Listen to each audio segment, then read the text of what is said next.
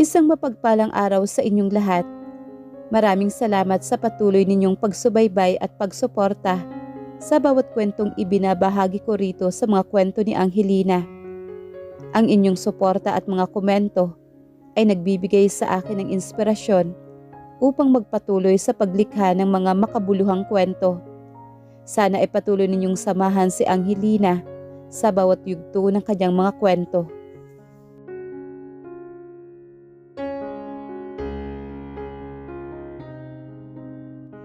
Si Carolina ay nasa kolehiyo pa lamang nang biglaang bumagsak ang negosyo ng kanyang pamilya.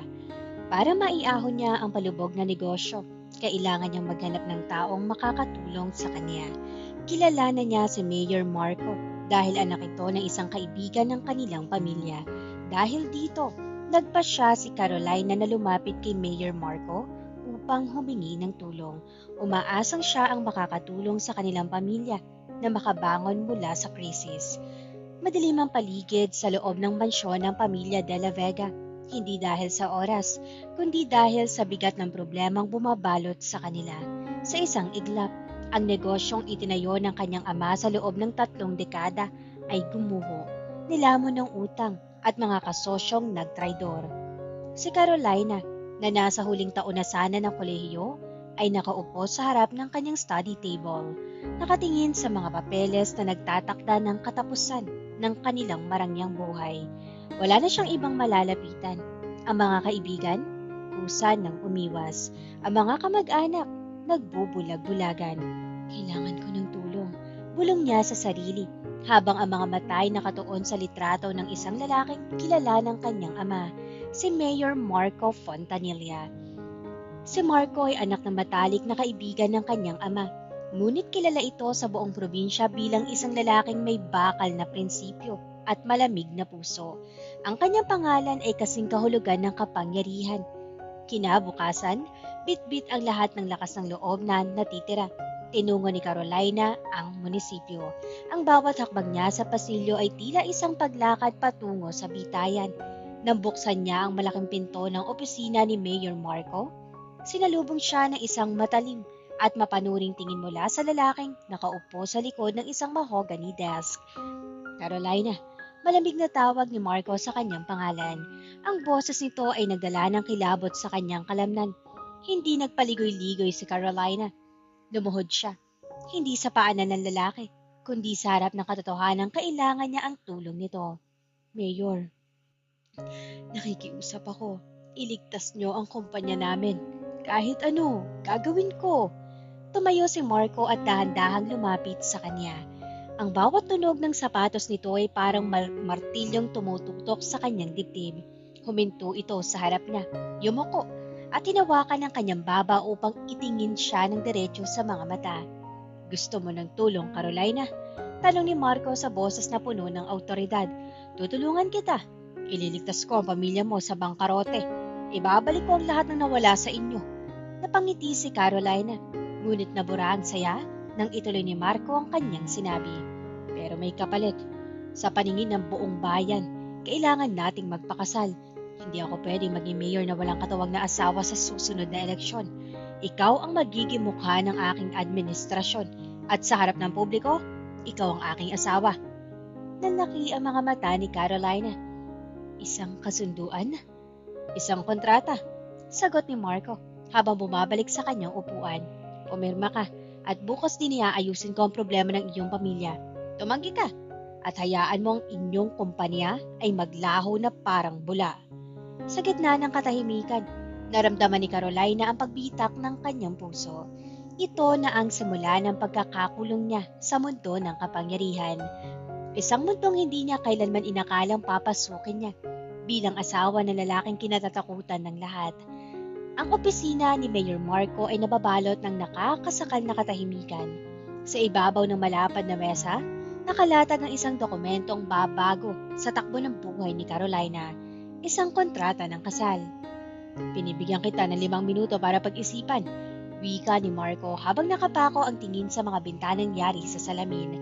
Pinapanood ang mga tao sa labas sa tila langgam sa kanyang nasasakupan.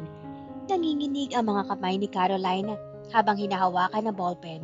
Inisip niya ang kanyang ama na nakaratay sa ospital dahil sa stress at ang kanyang ina na patuloy na umiiyak sa bawat pagtanggap ng demand letter mula sa bangko. Wala siyang pagpipilian. Ang kanyang dangalay maliit na sakripisyo kumpara sa kaligtasan ng kanyang pamilya. Click. Isang tunog ng ballpen ang bumasag sa katahimikan. Mabilis na pumirma si Caroline. Hindi na niya binasa ang mga maliliit na letra sa ibaba. Ang mahalaga lang sa kanya ay ang pangako ni Marco. Ililigtas nito ang kanilang negosyo. Paglapag ng papel, hinarap siya ni Marco. Walang bakas ng emosyon sa mukha nito. Matalinong desisyon. Simula bukas, mag-aayos na ang mga tao ko para sa isang marangyang seremonya. Huwag kang magkakamaling umarte na parang mahal mo ko. Ang trabaho mo ay maging palamuti sa aking tabi. Ang trabaho ko ay panatilihin ang inyong kumpanya. Lumipas ang mga araw na tila isang panaginip na puno ng pagkabalisa. Ang kanilang kasal ay naging sentro ng usap-usapan sa buong lalawigan. Ang mga mamamahayag ay naguunahan sa pagkuha ng larawan at ang mga mamamayan ay tuwang-tuwa sa nakikitang perfect couple. Sa araw ng kasal, nakasuot si Carolina ng isang mamahaling gown na nagkakahalaga ng higit sa perang kinikita ng isang ordinaryong pamilya sa loob ng isang taon. Ngunit sa bawat pagngiti niya sa harap ng kamera, nararamdaman niya ang lamig ng kamay ni Marco na nakahawak sa kanyang baywang. Pagkatapos ng seremonya, sa loob ng kanilang bagong mansyon, nagbago ang atmosfera. Pinitiwan ni Marco ang kanyang kamay at diretso naglakad patungo sa kanyang working room. Dito ka sa guest room, malamig na utos nito nang hindi man lang lumingon. May sarili tayong buhay, Carolina. Hanggat maaari, huwag mo akong guguluhin sa loob ng aking silid. Huminto si Carolina sa gitna ng malawak at napakagandang sala. Napalibutan siya ng ginto at kristal. Ngunit pakiramdam niya ay mas nabilanggo siya kaysa noong wala silang pera. Inangat niya ang kanyang tingin sa malaking portrait nila ni Marco na nakasabit sa dingding. Isang larawan ng isang masayang mag-asawa na tanging sa litrato lamang umiiral. Nagtungo siya sa guest room, inilapag ang kanyang mga gamit at naupo sa gilid ng kama.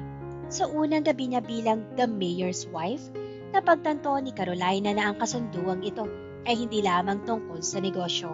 Ito ay isang mahaba, mapaglaro at mapanganib na laro kung saan ang kanyang puso ang nakataya. Ang pagiging at paggising ni Carolina sa unang umaga sa loob ng mansyon ng mga Fontanilla ay hindi tulad ng mga inaasahan niyang happily ever after. Wala mainit na kape na naghihintay.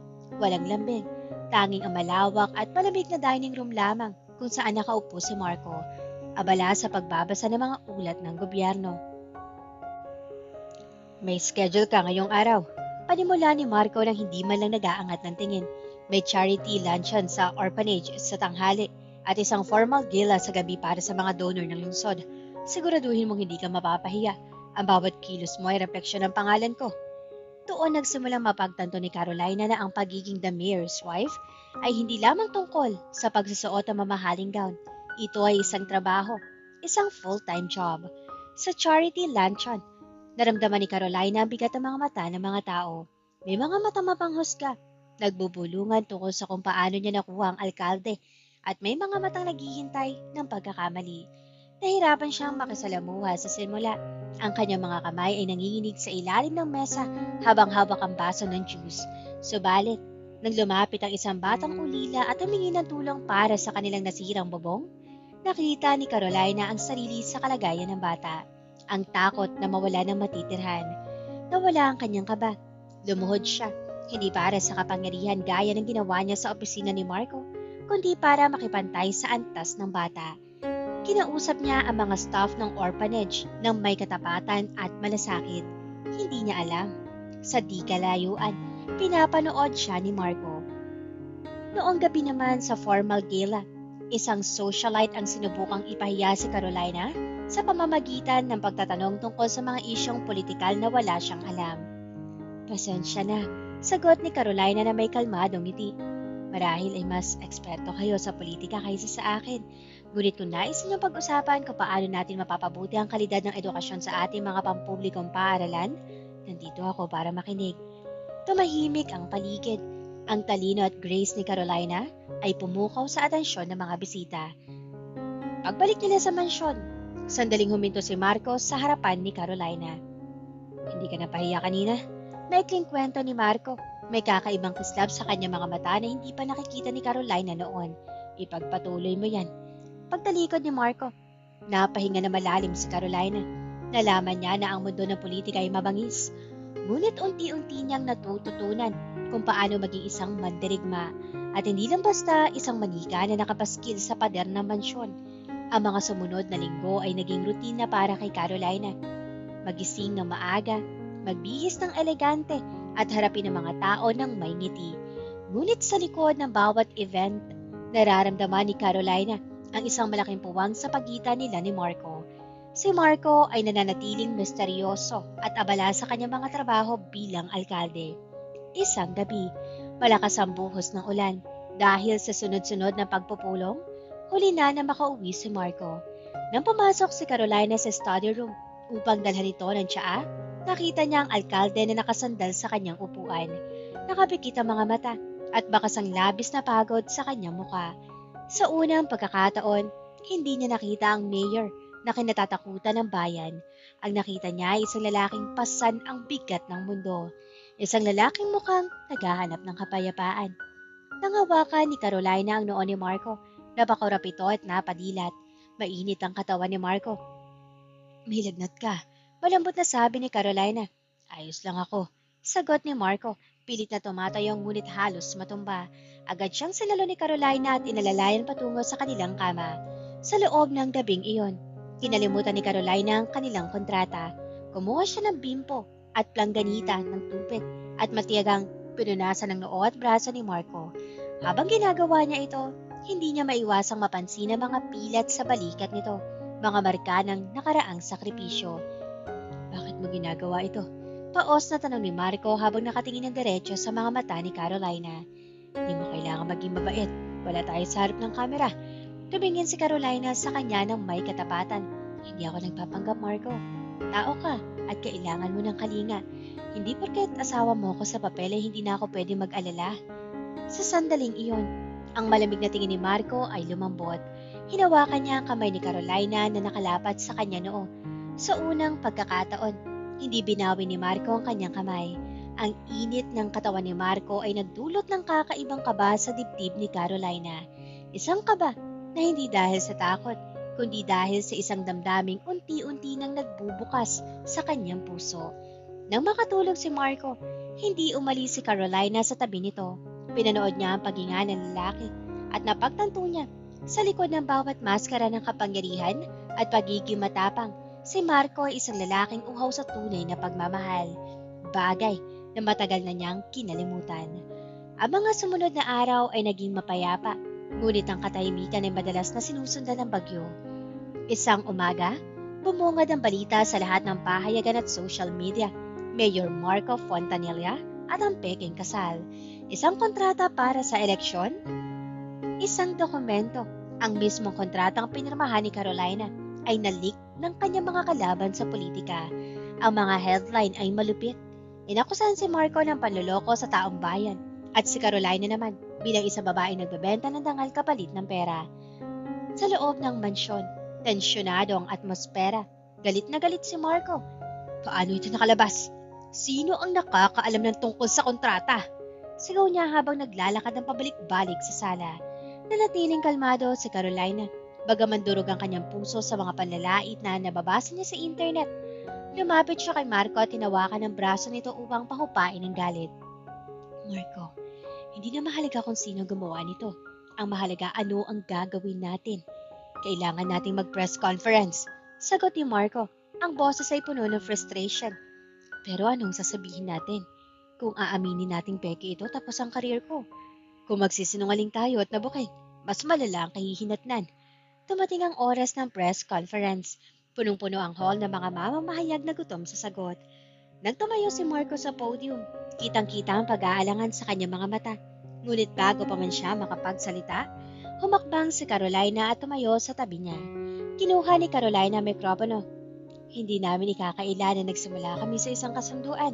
Panimula niya na nagdulot ng malakas na bulungan sa buong kwarto. Tumigil ang ingay na magpatuloy si Carolina. Ang kanyang boses ay puno ng emosyon at katapatan. Ngunit ang nakasulat sa papel ay hindi sumasalamin sa kung ano ang namumuo sa aming tahanan. Ang pagmamahal ay hindi napipilitan at ang aking pagtayo sa tabi ni Mayor Marco ay hindi na base sa kontrata, kundi base sa aking pinili dahil nakita ko ang lalaking tunay na nagmamalasakit sa ating bayan. Kung ang pagtulong sa isang taong mahal mo ay tinatawag ninyong pekeng kasal, handa akong maging peke sa paningin ninyo. Basta't ang katotohanan ay totoo sa aming mga puso. Nanahimik ang buong hall. Ang mga kamera ay nakatutok sa kanila. Tumingin si Marco kay Carolina at sa sandaling iyon, nakita ng buong bayan ang isang kakaibang liwanag sa kanilang mga mata. Hindi ito acting. Ito ay isang pagtatapat. Ang mga mamamayan na naramdaman ang katapatan ni Carolina ay nagsimulang pumalakpak.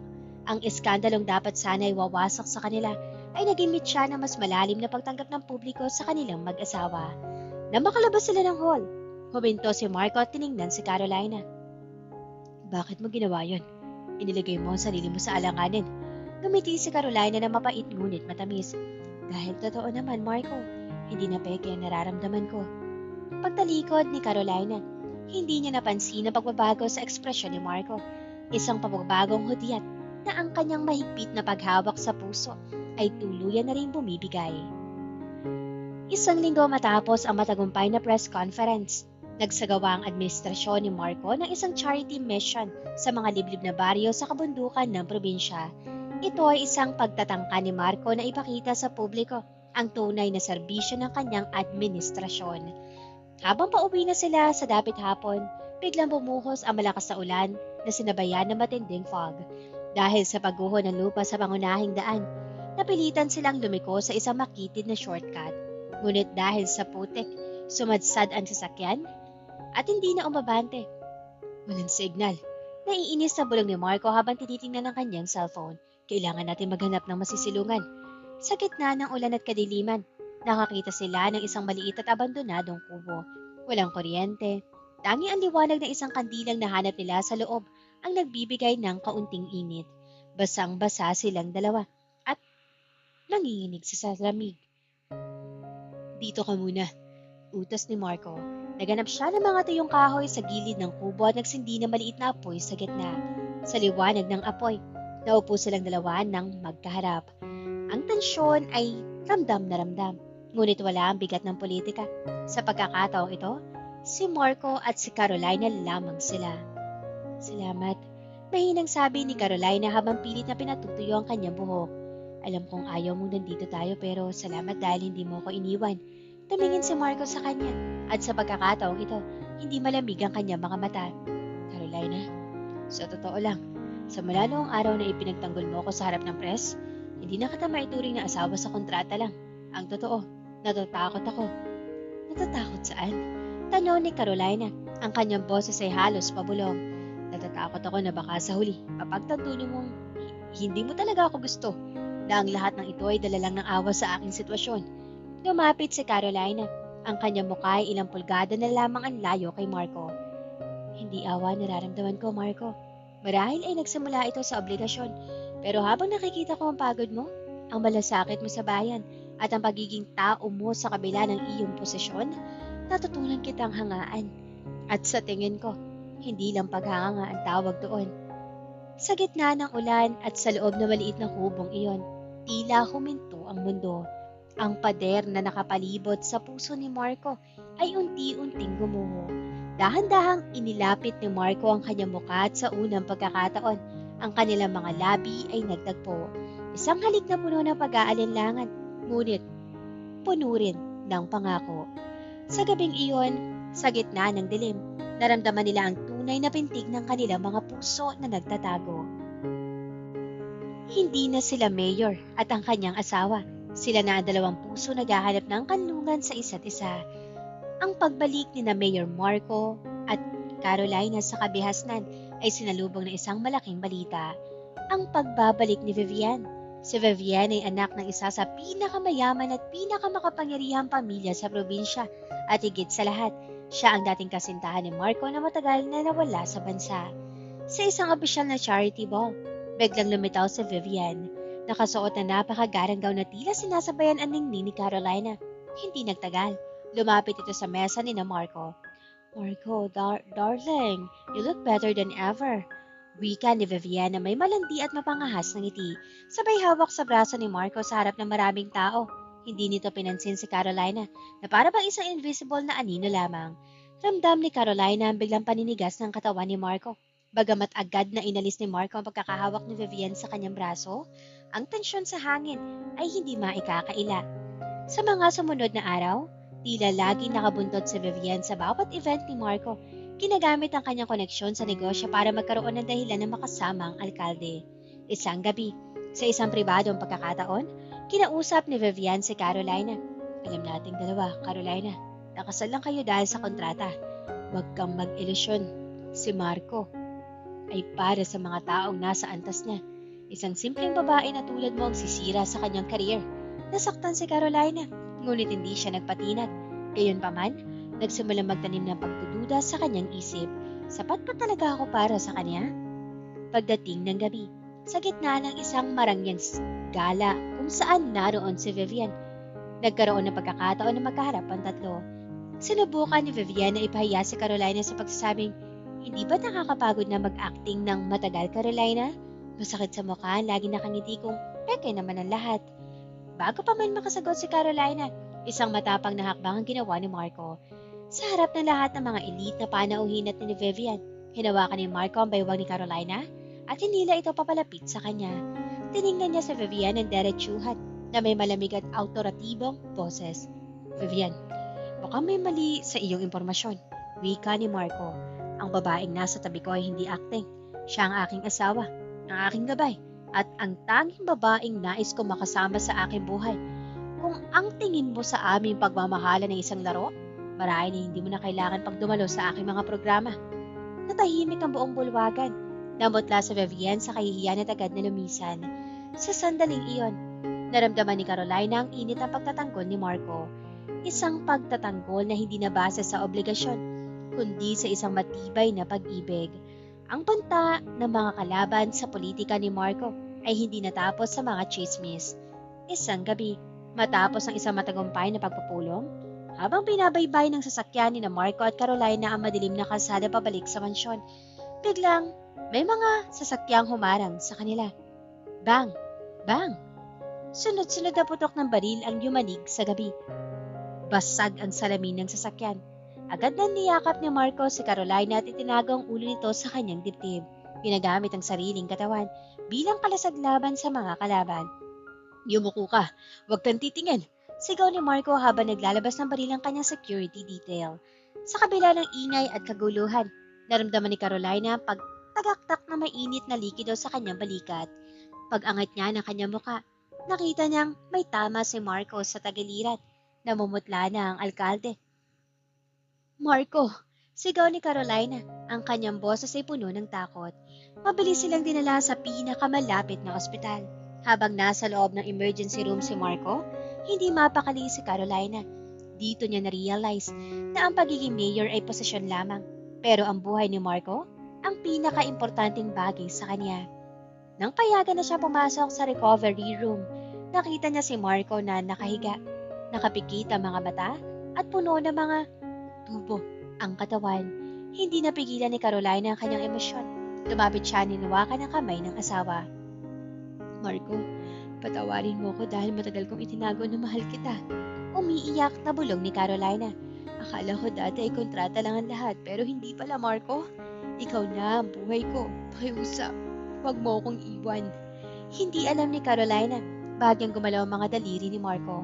Ang totoo, kising na ang alkalde ngunit sadyang nakapikit upang pagpahingahin ang kanyang katawan. Narinig niya ang bawat salitang binitiwan ni Carolina. Isang mahinang pigas sa kamay ni Carolina ang nagmatigil sa kanyang pag-iyak. Pagtingin niya, nakadilat na si Marco, bagamat mahina ay nakangiti ito sa kanya. Narinig ko yun. Mahinang sabi ni Marco, ang boses ay puno ng pagmamahal. At dahil narinig ko yun, hindi na ako pwede mamatay.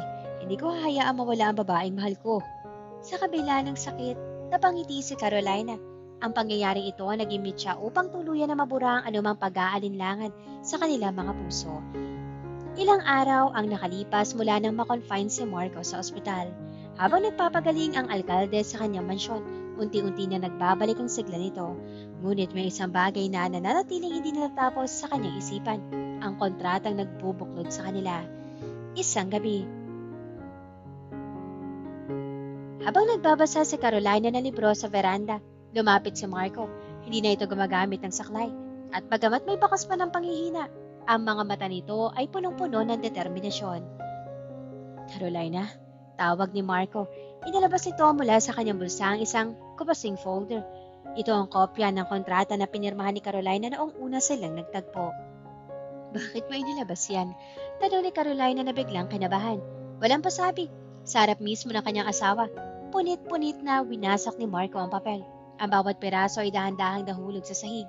Ang mga kondisyon, ang mga obligasyon, at ang mga limitasyon na nagulong sa kanila ng habang panahon. Anong ginagawa mo? Gulat na tanong ni Carolina. Binawasa ko nakaraan. Sagot ni Marco habang papalapit sa kanya. Ayoko na ng kontrata, Carolina. Ayoko na ng mga limitasyon na nagpapatakbo sa ating pagsasama. Ang nakita ko sa ospital, ang mga sinabi mo noong akala mo ay tulog ako. Iyon ang katotohanan. Lumuhod si Marco sa harap ni Carolina. Isang posisyon na hindi kailanman naisip ng kahit sino sa bayan na gagawin ng isang makapangyarihang alkalde. Hindi kita gustong maging asawa dahil sa eleksyon o dahil sa imahe ko. Patuloy ni Marco habang hinahawakan ang mga kamay ni Carolina. Gusto kitang maging asawa dahil ikaw ang babaeng nagpatibok ng puso ko sa paraang hindi ko akalain. Carolina, mula sa gabing ito, wala nang kontrata. Ang mayroon na lang ay ako, ikaw, at ang ating bukas. Gugustuhin bang maging asawa ko? Hindi bilang mayor, kundi bilang ang lalaking tunay na nagmamahal sa'yo. Hindi napigilan ni Carolina ang pagpatak ng kanyang luha. Sa loob ng maraming buwan, ito ang sandaling pinangarap niya ngunit inakala niyang hindi kailanman mangyayari. Oo, Marco, sagot niya na may matamis na ngiti. Gugustuhin ko. Niyakap ni Marco si Carolina na mahigpit. Sa wakas, ang dalawang taong pinagtagpo ng pagkakataon at pilit na pinagsama ng isang papel ay tuluyan ng naging isa. Ang kanilang fake marriage ay opisyal nang natapos at ang tunay na kabanata ng kanilang pag-iibigan ay nagsimula na. Pagkatapos ng gabing iyon, tila nagbago ang kulay ng mundo sa loob ng mansyon. Wala na ang malamig na silid para sa guest. Wala na ang mga schedule na puno ng tensyon at higit sa lahat. Wala na ang pader na naghihiwalay sa kanila. Ang bawat umaga ay nagsisimula na sa isang tasa ng kape na sabay nilang iniinom sa garden. Isang simpleng ritual na noon ay imposible nilang magawa. Si Marco, na kilala sa pagiging seryoso at lagi nakasimangot sa harap ng media, ay unti-unti na nagpapakita ng kanyang malambot na panig. Minsan, nahuhuli siya ni Carolina na nakangiti habang nakatingin sa kanya at sa bawat pagkakataong iyon, ramdam ni Carolina matinding init sa kanyang pisngi. Sa kanyang trabaho bilang alkalde, naging mas magaan ang mga kilos ni Marco. Ang kanyang mga desisyon ay hindi na lamang nakadepende sa kung ano ang makakapagpanalo sa kanya sa eleksyon, kundi kung ano ang makakatulong sa taong bayan. Dahil iyon ang itinuturo ni Carolina sa kanila, ang tunay na leader ay nagmamahal sa kanyang nasasakupan. Hindi mo kailangan maging perpekto, paalala ni Carolina sa kanya habang tinutulungan siyang magsuot ng necktie para sa isang mahalagang pagtitipon. Ang kailangan mo lang ay maging matapat. Ang pagmamahala nila ay naging inspirasyon sa buong lungsod. Hindi na lang sila the mayor and his wife. Sila ay naging simbolo ng pag-asa at pagkakaisa. Kitang-kita ng mga mamamayan ang pagbabago sa aura ni Marco. Mas madali na siyang lapitan. Mas madali na siyang ngumiti. At ang kanyang mga mata ay lagi naghahanap kay Carolina sa bawat matataong lugar. Isang hapon, habang naglalakad sila sa plaza ng lungsod nang walang bodyguards, isang bagay na hindi nila nagagawa noon, inakbayan ni Marco si Carolina. Salamat. Mahinang bulong ni Marco. Para saan? Tanong ni Carolina. Para sa pagpili sa akin. Kahit na nagsimula tayo sa kasinungalingan, pinili mong maging totoo sa akin. Ibinigay mo sa akin ang buhay na hindi ko alam na kailangan ko pala. Ngumiti si Carolina at sumandal sa balikat ng asawa. Sa bawat takbang nila sa gitna ng plaza, ramdam ni Carolina ang paghanga ng mga tao. Hindi dahil sa kanilang kapangyarihan, kundi dahil sa pagmamahalan nilang kitang-kita sa bawat hawak ng kamay at bawat sulyap. Sa kabanatang ito ng kanilang buhay, ang matamis na simula ay nagpapahiwatig na kahit gaano kagulo ang simula, kung tapat ang intensyon, ang katapusan ay laging magiging masaya. Ngunit sa gitna ng kanilang kaligayahan, hindi nila alam na may isang anino mula sa nakaraan na muling gumagalaw, naghihintay ng tamang pagkakataon upang subukin ang kanilang bagong tatag na pagsasama. Ang kasiyahan ng mag-asawa ay biglang naputol ng isang lihim na naiiwan sa pintuan ng kanilang mansyon. Wala nang kasulat na pangalan na nagpapadala, ngunit ang nilalaman nito ay sapat na para walang nakasulat na pangalan na nagpadala. Sa loob ng sobre ay may mga lumang dokumento ng transaksyon sa bangko at mga permasa nagpapatunay sa isang malupit na katotohanan. Ang ama ni Marco ang siyang mastermind sa unti-unting pagbagsak ng kumpanya ng pamilya de la Vega noon. Ang lahat ng tulong na ibinigay ni Marco sa kanila nang sila ay magkakilala ay tila naging isang malaking irony. Isang pagbabalat kayo ng lalaking ang pamilya pala ang dahilan ng kanilang paghihirap. Nang gabing iyon, nanginginig ang mga kamay ni Carolina habang hawak ang mga papeles. Hindi siya makapaniwala. Si Marco ba ang may alam nito sa simula pa noong una? Pag-uwi ni Marco, sinalubong siya ni Carolina ng mga dokumentong nakalatag sa mesa. Ano ito, Marco? Tanong niya. Ang boses ay puno ng pait at pagtataka. Tinignan ni Marco ang mga papeles, bakas ang gulat sa kanyang muka, at kasunod nito ay ang matinding pait. Carolina, hindi ko alam ang tungkol dito. Hindi mo alam? O ayaw mo lang alamin at aminin? Putol ni Carolina. Ang pamilya mo sumira sa amin, Marco. Kaya pala, napadali mong tulungan ang kumpanya namin dahil alam mo kung paano ito bawiin. Lahat ba ng ito? Bahagi lang ng laro ng iyong ama? Hindi totoo yan. Depensa ni Marco. Pilit na hinahawakan ng mga kamay ni Carolina, ngunit mabilis niya itong iniiwas. Na makilala kita. Wala akong alam sa mga transaksyong ito. Pinilit kong ayusin ang negosyo ninyo. Dahil gusto kitang tulungan, hindi dahil sa utang na loob ng pamilya ko. Ngunit ang galit at pagdududa ay nakabaon na sa puso ni Carolina. Ang mga alaala ng hirap na pinagdaanan ng kanyang pamilya ay muling bumalik. At sa gitna ng kanyang sakit, hindi niya alam kung sino ang paniniwalaan, ang lalaking mahal niya o ang ebidensyang nagtuturo sa kanya ng lalaking iyon bilang ang dahilan ng kanilang pagdurusa. Ang mansyon na puno ng saya ay biglang binalot ng lamig. Ang lihim na nakaraan ay hindi na lamang nagdala ng galit, kundi naghasik ng malalim na lamat sa tiwala na matagal nilang binuo. Lumipas ang ilang araw na halos hindi nagkakausap ang dalawa. Si Marco, na nagngangalit sa galit sa kanyang sariling ama dahil sa kataksilang ito, ay gumugol ng oras sa paghahanap ng katotohanan. Ngunit para kay Carolina, ang bawat oras na lumilipas nang hindi sila nag-uusap ay tila isang taon ng paghihirap. Ang mga kalaban ni Marco sa politika na tila may alam din sa lihim ay nagsimulang magpakalat ng chismis sa mga pahayagan. Ang usap-usapan, ang negosyo ng pamilya de la Vega ay biktima ng pamilyang Fontanilla. Ito ang naging mitya para kwestiyonin ng taong bayan ang integridad ni Marco. Isang gabi, nagpa siya si Carolina na kailangan na nilang mag-usap.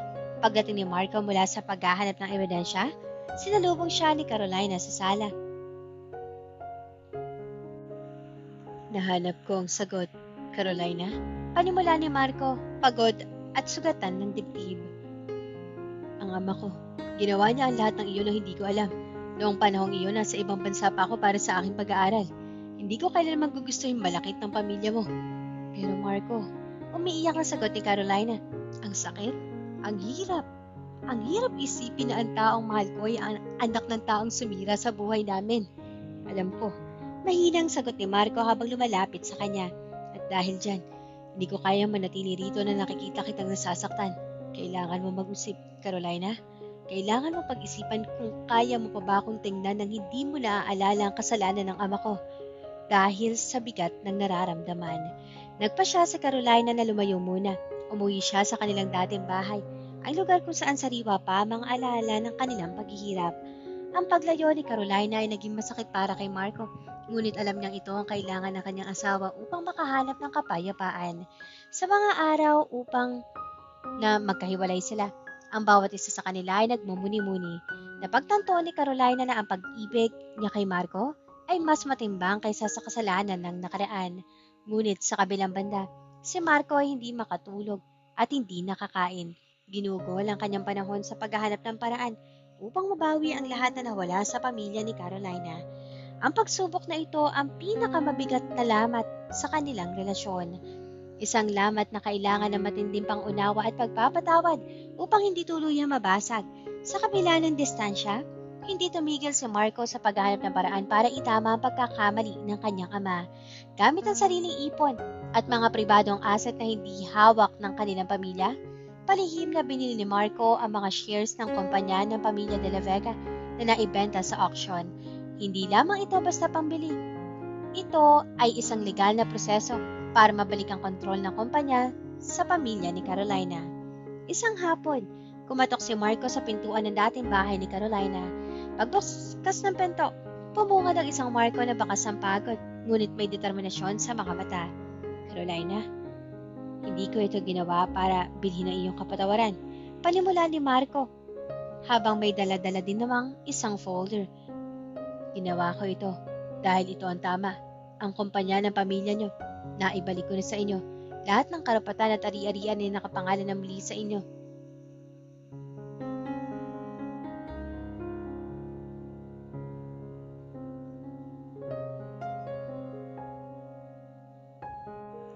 Ang pagsubok na ito ang pinakamabigat na lamat sa kanilang relasyon. Isang lamat na kailangan ng matinding pangunawa at pagpapatawad upang hindi tuluyang mabasag. Sa kabila ng distansya, hindi tumigil si Marco sa paghahanap ng paraan para itama ang pagkakamali ng kanyang ama. Gamit ang sariling ipon at mga pribadong asset na hindi hawak ng kanilang pamilya, palihim na binili ni Marco ang mga shares ng kumpanya ng pamilya de la Vega na naibenta sa auction. Hindi lamang ito basta pagbili, isa itong legal na proseso para maibalik ang kontrol ng kumpanya sa pamilya ni Carolina. Isang hapon, kumatok si Marco sa pintuan ng dating bahay ni Carolina. Pagbukas ng pinto, bumungad ang isang Marco na bakas ang pagod, ngunit may determinasyon sa mga mata. Carolina, hindi ko ito ginawa para bilhin ang iyong kapatawaran. Panimula ni Marco habang inilalabas ang isang folder. Ginawa ko ito dahil ito ang tama. Ang kumpanya ng pamilya nyo, naibalik ko na sa inyo. Lahat ng karapatan at ari-arian ay nakapangalan na muli sa inyo. Nanlaki ang mga mata ni Carolina sa gulat. Marco, bakit mo ginawa yun? Alam mo malaking halaga yun. Maaari maapekto ka ng iyong posisyon. Hindi na mahalaga ang pera o posisyon, Carolina. Putol ni Marco. Ang mahalaga sa akin ay ang kapayapaan mo. Kung ang tanging paraan para maghilom ang sugat ng nakaraan ay ang pagbawi sa kung ano ang inagaw sa inyo, gagawin ko yon. Kahit pa maubos ang lahat ng meron ako. Nanginig ang mga kamay ni Carolina habang binabasa ang mga dokumento. Ang bigat ng galit na dala niya ay unti-unting napalitan ng pagkamangha sa ilalim ng pagmamahal ni Marco. Napagtanto niya na ang lalaking nasa harap niya ay hindi ang kanyang ama at hindi nito responsibilidad ang kasalanang hindi naman ito ginawa. Ang pagmamahal ni Marco ay hindi ng salita. Ito ay sakripisyo. Marco, tawag niya habang tumutulo ang luha. Hindi ko kailangan ng kumpanya kung wala ka sa tabi ko. Yumakap si Carolina na mahigpit kay Marco. Sa sandaling iyon, ang huling bahagi ng pader ng pagdududa ay tuluyang gumuho. Napagtanto ni Carolina na ang nakaraan ay tapos na at ang kinabukasan ay nasa mga kamay nila. Sama-sama. Handa ka na bang umuwi? Tanong ni Marco. Tumango si Carolina habang nakangiti. Umuwi na tayo. Dumating ang araw ng huling debate bago ang halalan. Ang kapaligiran ay puno ng tensyon. Ang mga kalaban ni Marco ay hindi nag-atubili. Ginamit nila ang isyu ng kanyang ama upang siraan ang kanyang pagkatao sa harap ng buong lalawigan. Sa loob ng auditorium, nakatayo si Marco sa podium. Sa unang bahagi ng debate, ramdam ang bigat ng mga tanong na ibinabato sa kanya. Paano mo pagkakatiwalaan ng bayan kung ang pamilya mong wiso ay may madilim na nakaraan? Tanong ng kanyang kalaban. Huminga na malalim si Marco. Hindi ko itatanggi ang mga pagkakamali ng aking ama. Matapang niyang simula. Ngunit ang isang pinuno ay hindi nasusukat sa pangalan ng kanyang pamilya, kundi sa kanyang sariling mga gawa. Ang nakaraan ay hindi natin mababago, ngunit ang hinaharap ay nasa ating mga kamay. Habang patuloy ang debate, biglang bumukas ang pinto ng auditorium. Pumasok si Carolina. Suot ang isang disente at eleganteng formal na kasuotan. Tumigil ang bulungan. Dahan-dahan siya naglakad patungo sa unang hani ng mga upuan. Ang bawat hakbang ay nagpapakita ng lakas ng loob. Nang magtagpo ang kanilang mga mata, isang matamis na ngiti ang ibinigay ni Carolina sa kanyang asawa. Ang mga kamera ay mabilis na nag-focus sa kanya. At kung tungkol sa aking asawa, pagpatutuloy ni Marco, ang boses ay puno ng emosyon. Siya ang aking saksi. Ang pagbabalik na negosyo ng kanyang pamilya ay hindi galing sa aking ama, kundi sa aking sariling pagsisikap na itama ang mali. Nandito siya para patunayan na ang pagmamahalan at katapatan ay mas matimbang kaysa sa anumang politikal na intriga. Sumabog ang palakpakan sa buong hall. Ang pagdating ni Carolina ang nagsilbing pinakamalakas na sagot sa lahat ng akusasyon. Ang kanilang pagkakaisa ay hindi na lang basta palabas. Ito ay isang realidad na nakita ng buong bayan. Ang mga tao ay nakakita ng isang leader na handang magpakumbaba at isang asawang handang tumayo sa tabi ng kanyang kabiyak sa gitna ng unos. Nang matapos ang debate, agad na lumapit si Marco kay Carolina at hinawakan ang kanyang kamay. Sa harap ng mga reporter at mamamayan, ipinakita nila ang kanilang tunay na pagmamahalan. Ang mga kalaban ni Marco ay nanatiling tikom ang bibig dahil alam nilang sa sandaling iyon, ang laban ay tapos na. Ang taong bayan ay hindi na bumoto base sa chismis. Bumoto sila dahil sa inspirasyong hatid ng dalawang pusong nagkatotoo sa gitna ng politika. Ang araw ng eleksyon ay parang isang mabagal na pelikula. Ang bawat minuto ay tila isang oras para kay Carolina. Habang nakaupo sila sa loob ng kanilang mansyon, naghihintay ng resulta mula sa canvassing center. Si Marco ay tahimik, nakatingin sa labas ng bintana. Ano man ang resulta, Carolina, tanggap ko, wika niya, dahil ang pinakamahalagang panalo ko ay ang pagkakaroon ko sa iyo muli. Lumapit si Carolina at niyakap ang asawa. Mananalo ka, Marco, hindi lang dahil sa plataforma mo, kundi dahil sa pagkatao mo na nakita na ng mga tao. Gabi na nang dumating ang official count mula sa COMELEC. Ang resulta ay isang malinaw na landslide victory. Muli, at may mas malaking lamang si Marco, ang nahirang na alkalde ng kanilang lungsod. Ang sigawan ng mga tao sa labas ng munisipyo ay umabot hanggang sa loob ng kanilang mansyon. Pagdating nila sa plaza para sa victory speech, sinalubong sila ng dagat ng mga tao. Ang liwanag ng mga cellphone at flash ng mga kamera ay para mga bituin sa gabi. Nang umakyat si Marco sa entablado, hindi agad siya nagsalita. Lumingon siya kay Carolina at inabot ang kamay nito upang itayo sa kanyang tabi. Ang tagumpay na ito hindi para sa akin, panimula ni Marco sa mikropono habang ang boses ay umaalingaw-ngaw sa buong plaza. Ito ay para sa atin, sa bawat hamon na ating hinarap, sa bawat lamat na sinubukan tayong paghiwalayin, nanatili tayong matatag. Ngunit higit sa lahat, ang panalong ito ay para sa babaeng nagturo sa akin na ang tunay na kapangyarihan ay hindi nagmumula sa posisyon, kundi sa pagmamahal. Hinalikan ni Marco ang kamay ni Carolina sa harap ng libo-libong tao. Ang mga mamamayan ay naghihiyawan, hindi bilang mga botante, kundi bilang mga saksi sa isang kwentong tila isang fairy tale na naging totoo. Ang The Mayor's Wife ay hindi na lamang isang titulo. Ito ay naging simbolo ng katapatan at pag-ibig na nagtagumpay sa kabila ng lahat. Sa gabing iyon, sa ilalim ng mga pagputok at paputok na nagbibigay liwanag sa langit, naramdaman ni Carolina na wala na siyang hihilingin pa. Ang politika, ang kontrata, ang nakaraan, lahat ng iyon ay naglaho na. Ang natira na labang ay ang isang maliwanag na bukas kasama ang lalaking pinakamamahal niya. Matapos ang maingay at makasaysayang tagumpay sa halalan, naging prioridad ni Marco at Carolina ang isang bagay na matagal na nilang nais gawin, ang magpakasal sa paraang sila lamang dalawa at ang Diyos ang saksi. Walang kamera, walang media, at higit sa lahat, walang kontrata. Napili nila ang isang maliit at simpleng simbahan sa dulo ng bayan, ang mismong simbahan kung saan madalas magdasal ang yumaong ina ni Carolina noong siya ay bata pa. Sa araw na iyon, walang mamahaling dekorasyon, tanging mga puting bulaklak, mga mahinang tunog ng piano at ang presensya ng kanilang malalapit na pamilya at kaibigan. Nakasuot si Carolina ng isang simpleng ngunit napakagandang puting bestida, habang si Marco naman ay nakasuot ng isang simpleng barong. Habang naglalakad si Carolina sa aisle, hindi mapigilan ni Marco mapaluha. Sa bawat hakbang ni Carolina, bumabalik sa kanyang isipan ang lahat, ang malamig nilang pagtatagpo sa opisina, ang pilit na kasunduan, ang mga pagsubok, ang pagmamahal na dahan-dahang nag-ugat sa kanilang mga puso. Hindi ko akalaing darating tayo sa puntong ito, bulong ni Marco na makarating si Carolina sa harap ng altar. Ako'y rin. Sagot ni Carolina na may matamis na ngiti. Pero sigurado ako, Ito ang pinakamagandang desisyon sa ginawa ko sa buhay ko. Sa harap ng altar, hindi na sila nagbitiw ng mga pangakong idinikta ng isang legal na kasunduan. Ang kanilang mga sinumpaan ay nanggaling mismo sa kanilang mga puso. Pangakong habang buhay na pagsasama, sa hirap man o ginhawa, sa tagumpay man o sa kabiguan.